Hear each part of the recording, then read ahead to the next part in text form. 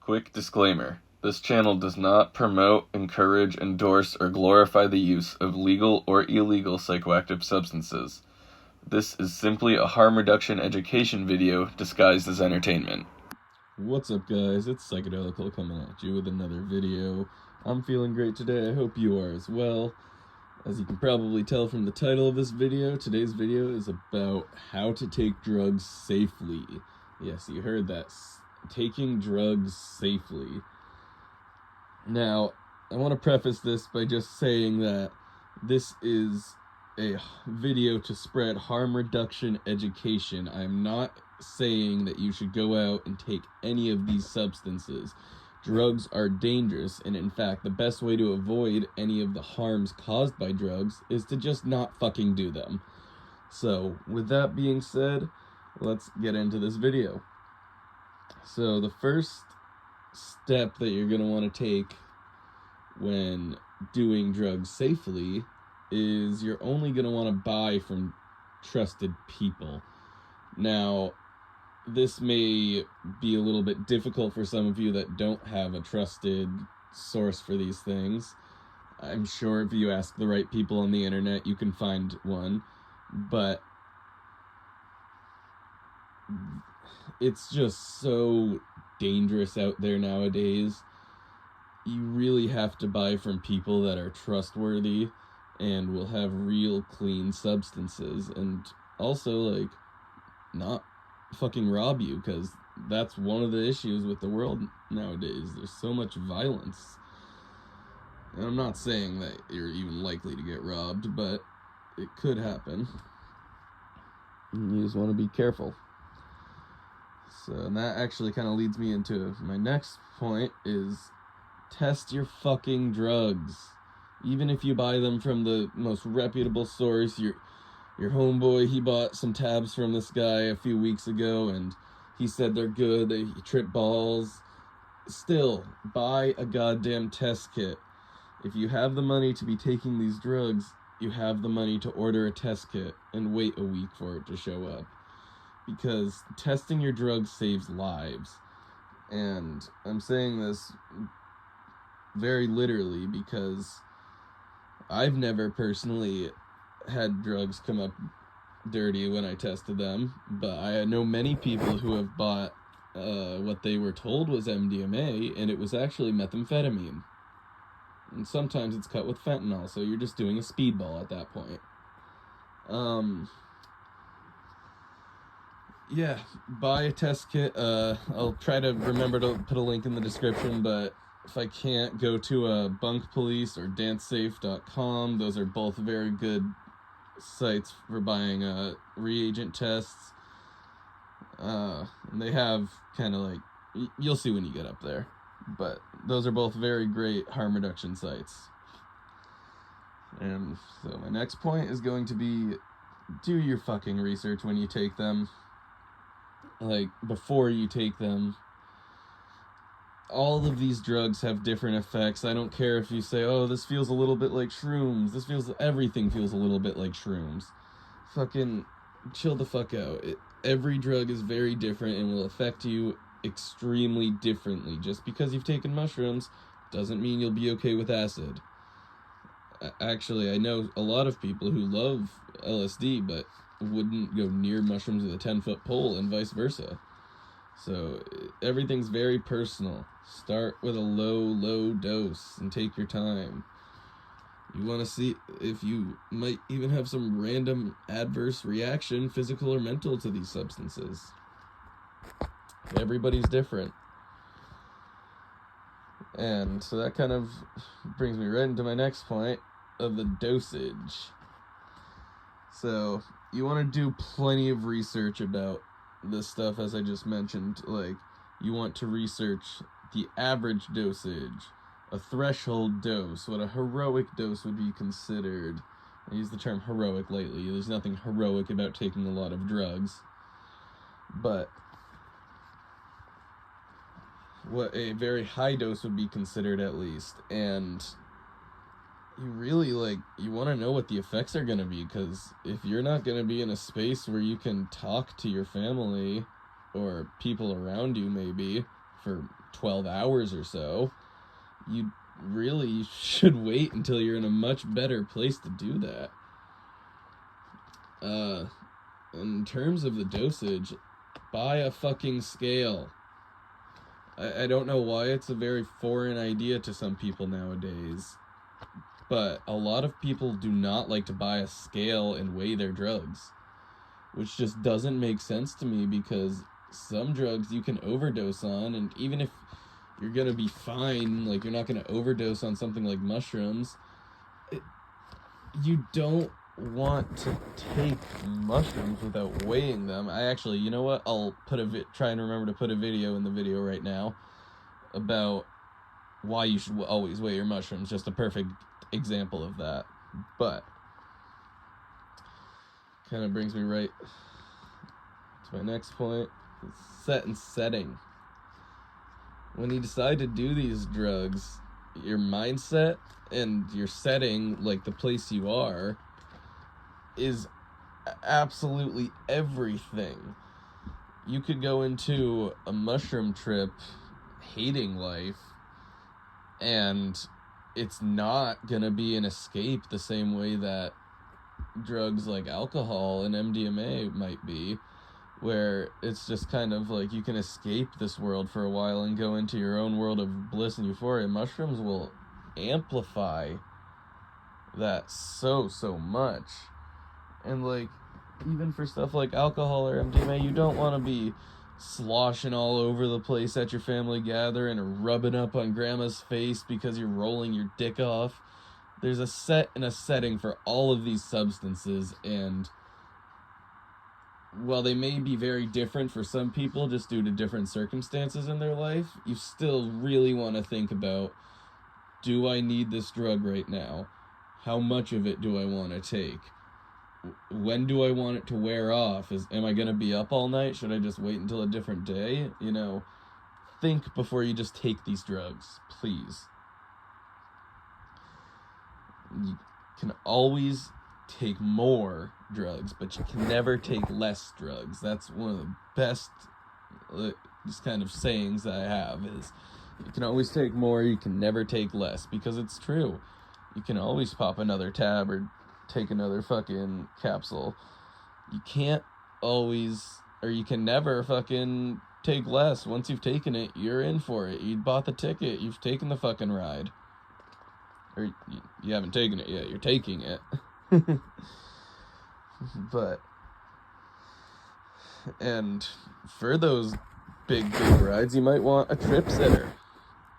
I personally don't need a trip sitter. I've learned to trip by myself over time, and if you ask me, that's something everybody should learn. But for your first time trying something, you might want a trip sitter. Do you want a trip sitter? Do you even need one? Well, let's see. So, for drugs like LSD, I would definitely say it would be beneficial to have a trip sitter, because LSD is definitely a little bit more of a, like, some people don't like talking, but I really like to talk when I'm on acid. I just can't stop talking. And so having another person there is definitely beneficial for that, because if I had been by myself the first time, I would have just talked to myself the entire night, which would have been miserable, or at least not as fun as the time I had. But my trip sitter was also tripping with me on the same dose. However, they were very experienced with LSD, so I was not worried about them losing control. If your trip sitter isn't super experienced or is also wanting to take a high dose with you, I wouldn't, because when I said they were on the same dose as me, we split a tab. We each took a half tab, and I still had an excellent time. You don't need to take a lot for your first time. You just want to figure out what it is, get your foot in the door, meet the substance, because these psychedelic substances take a lot of respect. And if you haven't taken psychedelics, that may sound a little weird, but you need to respect these substances and just how exponentially powerful they are, because they can change your life for the better or for the worse. I've seen and experienced it both ways. And for the worse can sometimes be really scary. So, I've got some not recommended first time doses. If you were going to take these things, I wouldn't recommend this is the first time dose for you. Hint, hint, I do recommend that this is the first time dose if you want to take these. So I'm going to start on even something like edibles, because this video isn't specifically psychedelics. This is also just about how to take drugs safely in general. So edibles, we've got a dose of 20 to 25 milligrams. I would say that that is about an average dose that some people, or a lot of people, are going to be able to feel. Although I do know some people that really only need 3 to 5 milligrams, and that's enough for them. So be careful. I mean, I personally have taken monstrous edible doses, but that's just because I have a stupidly high THC tolerance, and also edibles just naturally, like, don't affect me as much, or don't make me break down like other people sometimes do. Now, next up, we got shrooms. Fun shrooms. Alright. If you are thinking about taking mushrooms for the first time, I got some kind of iffy news for you, because I can't really give you a great first time dosage. It all depends on the strain, the mushroom itself, the batch of mushrooms. The potency varies from each individual mushroom to each individual mushroom. So it's really hard to say, but I would recommend starting somewhere between a half gram and 1 gram for your first mushroom experience. And for your first time, do not take any more of the drug after you have taken your dose. Just take your dose and see what happens. If nothing happens, then you know that you can take more next time. So the next drug is going to be LSD. And this one, again, it's kind of difficult because I don't know how many micrograms are in each tab that you have, or each drop of liquid, but I'm just going to go ahead and say that if you can find a way to start with a half of a hit, which a hit would be considered a tab, I guess, even if your tab has multiple standard hits on it, just start with a half of a tab or half of your drop.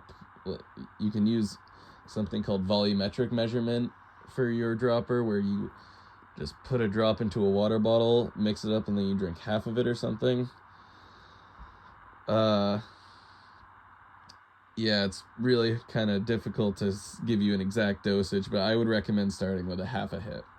No more than 1 whole tab. MDMA. Alright, so this one is actually pretty scientific. I can give you a ratio, so you are going to want to use a ratio of 1.5 milligrams per kilogram of your body weight. So for example, I'm a larger gentleman, I weigh 118 kilograms. So my standard dose of MDMA should be right around 177 milligrams. Now, I personally prefer a little bit higher than that, but that's just me and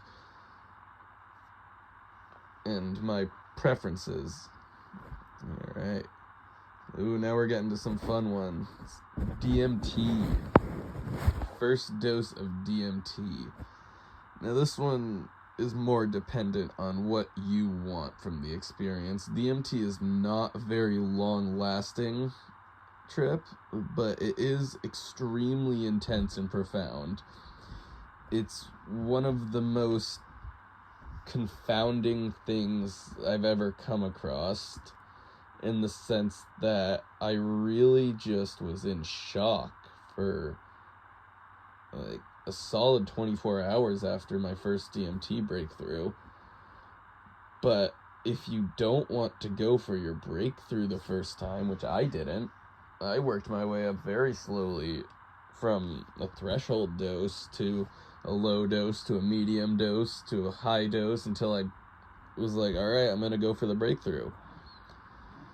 But DMT is a little bit hard to say, because if you want to go for the breakthrough, some people can get there with 30 milligrams. Some people it takes 50 milligrams of raw DMT. If you have a cart, it's even more complicated. It's honestly up to the individual cart at that point. You just have to feel out what you have and if it's even possible to break through with your cart. And this is all for N,N-dimethyltryptamine, not 5-MeO-dimethyltryptamine. 5-methoxy is a very different substance that I have not personally tried and will not talk about for that reason. But N,N-dimethyltryptamine, I would start somewhere around 30 to 40 milligrams if you wanted to try and break through your first time. And if you didn't want that and you just want a threshold dose, I would go with 5 to 10, a low dose right around 10 to 15. You start to get a little funky at 20 milligrams, and then once I hit 30 milligrams personally, that's when I start to get very profound closed-eyed visuals. Entities may start communicating with me.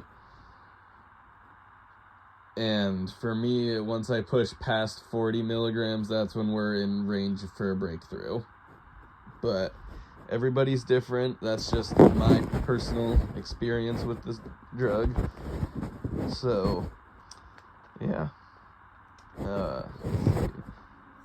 Now I'm just going to go over a few things that I had written down here, but I didn't exactly get to, just because I'm a terrible talker, and you can probably tell that from my videos. But we're going to go over a couple terms. So TD50, you want to look this up for every single drug you do. So your TD50 is your median toxic dose. So that means that 50% of the people that have taken this dose of this substance have experienced lasting toxic effects from it.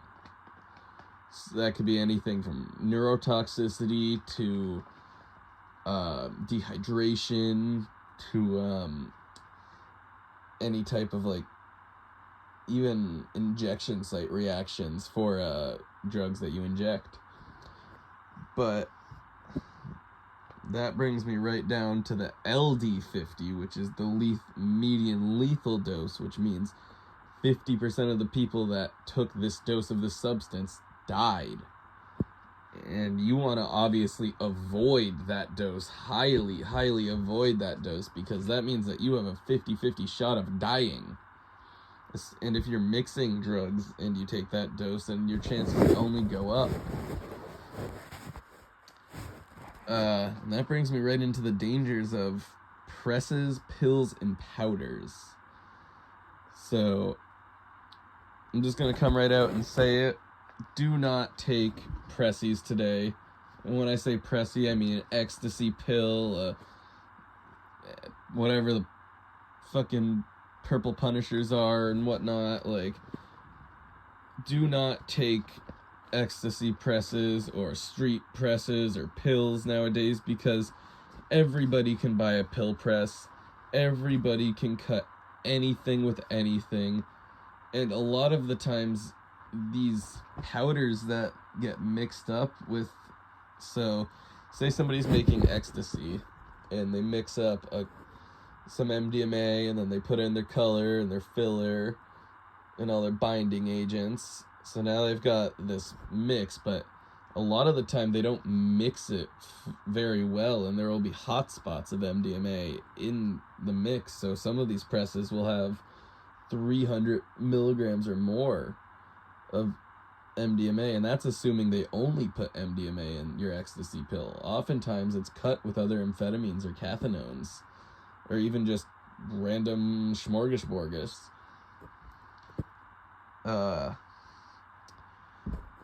But So a lot of the times these pills are very unprofessionally made, and they have consequences like uneven dosing. So you might get a pill that does nothing, or a pill or like from the same batch, same press, same color, everything, but one pill may do nothing, and one pill may have 300 milligrams of MDMA that could kill a small person. So you have to be careful with that stuff, and I personally wouldn't take a street press for that reason. I just wouldn't.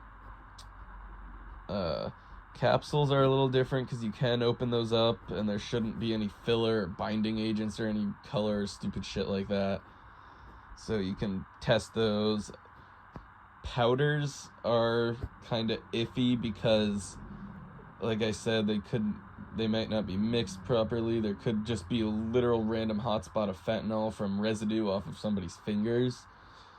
You just never know with powders, so if you get those, I would mix them thoroughly, and then test them. Always, always, always test your drugs. And that's the other thing with ecstasy pills. The colorants and the fillers often make it difficult to properly test them without an actual lab grade testing machine. And that just kind of brings me into the next thing. Is it's a sad but harsh reality that we live in the dangerous generation to take drugs. We do. Like, back in the 80s and 90s, yes, it was obviously dangerous to do drugs. You can still overdose, and there was some stuff that was kind of like, I think sometimes they would sell DOM as LSD, or some people would try to like angel dust you, but that was really uncommon, and people just don't want to give you extra drugs. Like, I don't like that, but nowadays it's a competition to have the strongest drug. And even up to like 10-15 years ago, you could still take like a lot of drugs like ecstasy and cocaine or stuff like that, and be pretty confident that even if it's cut, it's just like some fucking vitamin B or something, or ecstasy's just cut with some MDMA or MDA, not MDMA. So, but nowadays you really just have no clue what random research chemical cocktail of substances could be in your pressed pill. And it sucks, but we really do live in the dangerous generation to take drugs. So if you want to take drugs, please buy a test kit. And also, like, drugs have always been dangerous because of addiction. Addiction's a dangerous thing, and I have been lucky enough to avoid most addictions. The only thing that I've struggled with any type of addiction with would be nicotine, but that's was not too difficult for me to kick. I have actually started again, so I guess I didn't quit it. I just kicked it for a while, because the only way to truly quit an addiction, like, say you're addicted to cigarettes, the only way to quit smoking cigarettes is to never smoke a cigarette again. The only way to quit cocaine is to never do cocaine again. The only way to quit cannabis is to never consume any THC again. You know, that's just the harsh reality of quitting an addiction. And I use the term addiction very so because cannabis addiction isn't a true addiction in the sense of there's a chemical dependency in your brain, but it is an addiction in the sense of it's very habit forming, and it's super easy to just get stoned and think everything's okay. And a lot of people just don't accept that. I smoke a shit ton of weed, but I have to accept that it's a habit forming thing. But yeah, if you're struggling with an addiction, I'm sorry to tell you, but the only way that you're ever gonna be able to not be struggling with that addiction is to never fucking do it again. So that's just the harsh reality. And, alright, well, we're making a pretty long video here anyways, so I think I'll just finish up with some of the safety ratings I had here. And these are just a couple of the basic drugs that you might run into out there, and my mental and then physical safety rating for them out of 10. So cannabis, I'd give a mental safety rating of 8 out of 10. A lot of people feel very comfortable. Some people might get anxious, but I've only seen a few people really freak out when they were given high doses of edibles and they already had a low edible tolerance. And for physical safety, I'd also give it an 8 out of 10 because edibles are completely physically safe, absolutely nothing wrong with them. Smoking it is obviously carcinogenic and harmful to your lungs, so that's just a choice of consumption method. But next drug is shrooms. So shrooms, I'd give a mental safety rating of, I'm just going to go ahead and say 7 out of 10, because if you are responsible and you take a low dose and you figure out what shrooms are, and you figure out the dose that you like to take, they're really not that dangerous.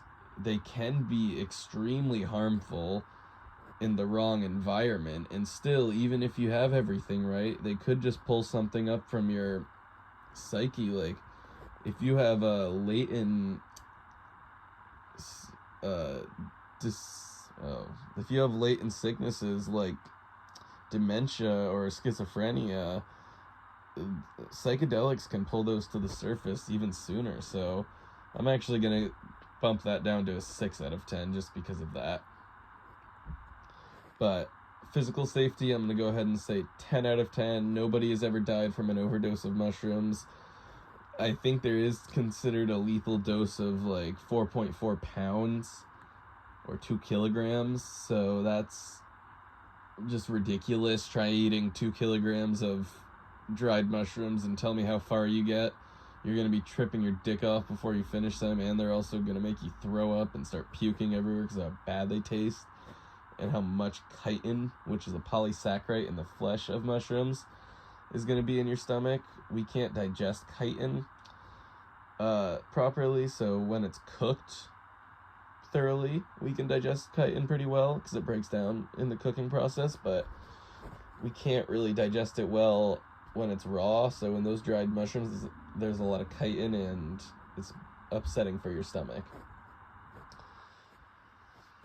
But LSD.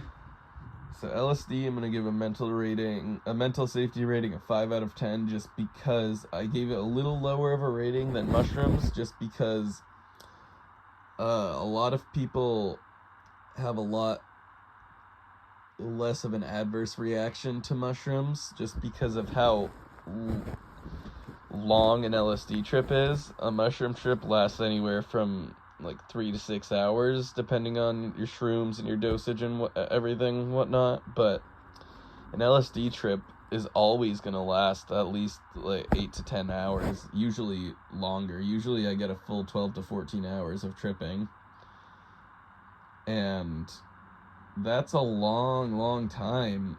I've never had a bad LSD trip, but I could imagine that 12 hours of a terrible trip would be really rough on your mental.